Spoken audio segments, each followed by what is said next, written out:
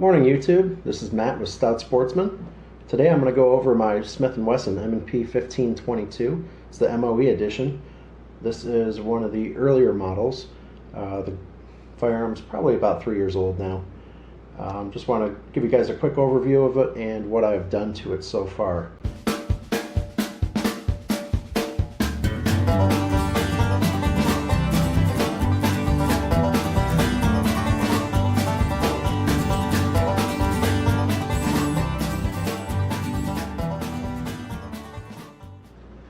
The MOE edition comes with the MOE Magpul adjustable stock, pistol grip, and these fancy little rail cover thingies here.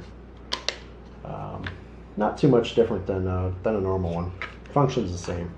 I do have a one-piece Magpul MS3 sling. It does have the quick release, the little QD attachment here, which is nice because sometimes you don't want the sling. Optic wise, the first optic that I chose for it was the red dot that I have here. I originally had it up top where the scope is presently now. The rifle came with the Magpul M-Bus, the flip up front and rear sights, which I have taken off because I have two optics on here right now. But the red dot I have is a primary arms. It is a MD-08. And I got that on clearance just as they were coming out with their new model a few years back, and I picked this up for I think like 60 bucks. But right now I have it on the 45. A lot of guys run iron sights on a 45, but I chose to put my red dot on there, which works out quite well. I normally have this sighted at 25, and the scope I usually have sighted at 50. Okay, for the scope now I have a Nikon Pro Staff Rimefire. It's pretty much just, well, it's for rimfires, whether it be 22 or 17 HMR, you know, whatever. Now the reticle on it has the drop zeros or the drop circles on it. So what you can do, Nikon has an app you can get for your phone, or you can go onto their website and you can actually plug in, you know, pretty much what your zero is. Say if your zero is 50 yards and you're using say CCI standard velocity, which is I think 1,040 feet per second, something like that. But you can plug all that in, and it will give you on your drop circles on the reticle. It will give you your lift or your raise for different yardages, and you can plug in pretty much any different type of 22 ammo there is. There's pretty much everything on the app and on the and online as well, but it works pretty good. It is a 3-9. It's actually I paid about 120 for it, and it's a really solid scope. I like it so far. The glass is pretty darn good. The mounts I have for it are the Nikon P series mounts. Those are about 40 or 50 bucks themselves. I have the action open right now, so there's nothing in the chamber, and I do not have a mag in. The mag that came with it is the flat dark earth here to match the buttstock pistol grip and the forehand grip covers, and I have 3 more just in the standard black color. Empty mag,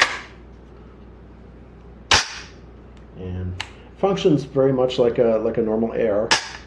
Just you know, has a plastic polymer upper, you know, the receiver and all that.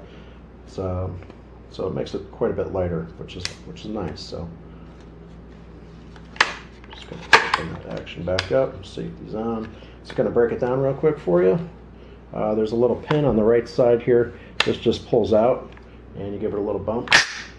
This opens up, and you can kind of just pull out the little tube and the charging handle there, and you can take it down a little bit further here, real quick maybe. This one's a little bit more difficult, but I will get it with the help of a little wedge here. Yep, there we go.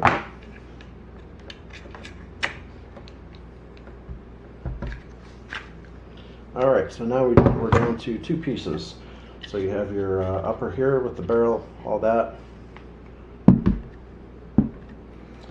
then you have your lower and your buttstock. And inside, got your trigger assembly, springs, and all that.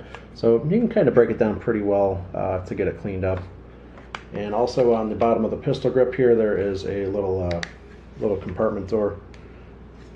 And it pulls off like that. I keep a bore snake in there. A lot of times if I'm at the range or at camp or something like that, kind of like to shoot a lot. Since it's 22 and cheap, you just rip the bore snake through there a couple times and kind of keep it clean throughout the day.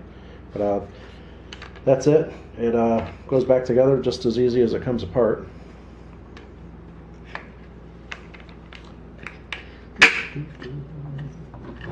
Alrighty, slide our tube back in.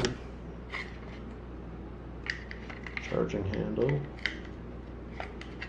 This is the only tricky part. It's not even really tricky, but just like that. It's going to come back together like this. Closes up, and you're all set. Yep, good to go. This is the M&P 1522. I paid for this model about 3 years ago, I think right around $470 off budsgunshop.com. Great gun, great training gun, cheap to shoot.